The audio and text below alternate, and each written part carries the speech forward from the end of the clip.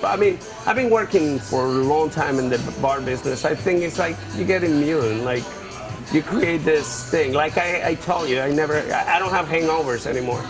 I still looking good. You see? Alcohol preserves everything but your job.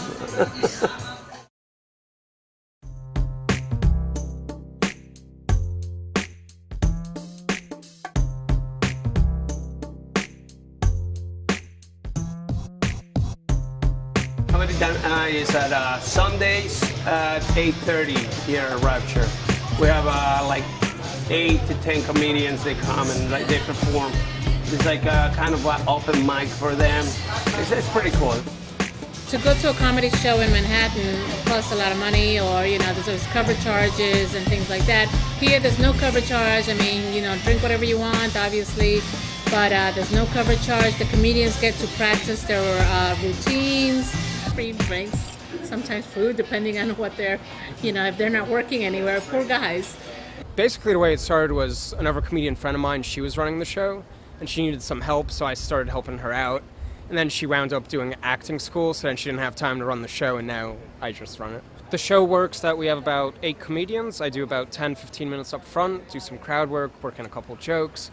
Then I bring up comedians one at a time. They do like 10 minutes each and kind of keep it moving like that. They feel a little bit more freedom. They feel like they're performing in their own living room to their friends. So it's very comfortable for them, and I think it's a lot of fun, I think, for this whole area. This is a true lounge, because there's a lot of places in New York that call themselves lounges, but they're nightclubs, where there's like rope, lists, bottle service, DJs. That's not a lounge. This is a lounge where you come to eat, you come to socialize, the music at a level where you can talk, listen, and have a good time. You come here, this is your extended living room. And that's what lounges were. That's what they were. When they began, that's what they were. McDonald's is always very crowded in New York. I don't like a crowded McDonald's. It feels like an emergency room to me. They're very similar. Everybody is very fat and sad. People are limping. And there's always Spanish being yelled. There's always a beeping happening for some reason. I'm like, are the fries done or is somebody flatlining? I don't understand why it's always beeping in here. If you haven't been doing it for a while, you may never want to do it again. What they do is they do work out their materials. So if they're coming up with something new, they test it out. Obviously, they have to do it somewhere. People tell you if you have anxiety, you should meditate. What they don't tell you is if you have anxiety, you're not able to meditate. I keep opening my eyes, think one of my roommates is going to put his balls in my head. I laugh for about 30 seconds. I'm like, just got to get a drink. This sucks.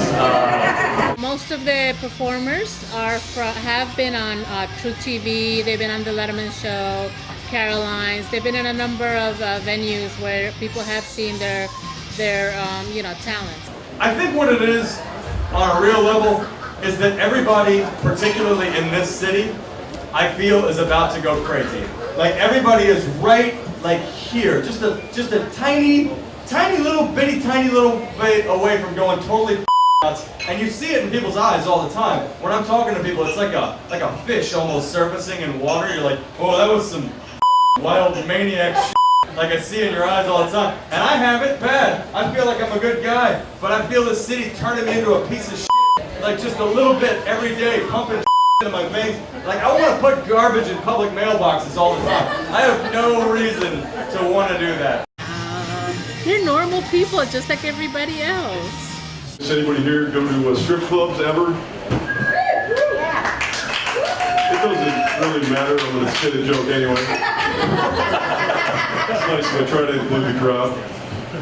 A lot of guys at strip clubs, they like to make it rain. Have you heard of this? They'll shower a girl with dollar bills. Like to let it rain. I like to let it hail. And the girls just don't care for that big bag of pennies coming right at them, but just get some out of my apartment. You can meet girls after shows. That doesn't usually happen in Astoria. There's a difference. That's more likely to happen in the Manhattan clubs than at a bar show. Hi. There we go. Let's make out on camera. See what happens. Wow. Ladies and gentlemen, Robert Plant.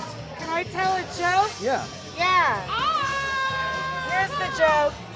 I'm here back in Long Island for my divorce. No.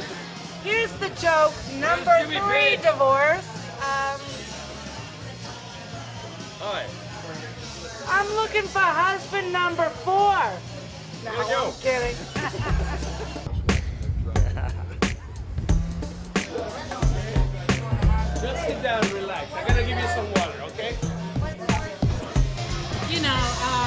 have to get the word out that we do have comedy night in here, and it's, you know, as you guys saw, it's fun. Well, it's gonna build. I mean, it's like, Yeah. you know, people start talking about it, so there's more people coming and coming. And a lot of people, they came back. It's like I see a lot of regulars, they like it. And it's like, it's good, it's good. Later, he hangs up the phone. He goes to me. He's like, this nun wanted to take like a bunch of kids here for a retreat. I was like, oh my god, that is the funniest thing.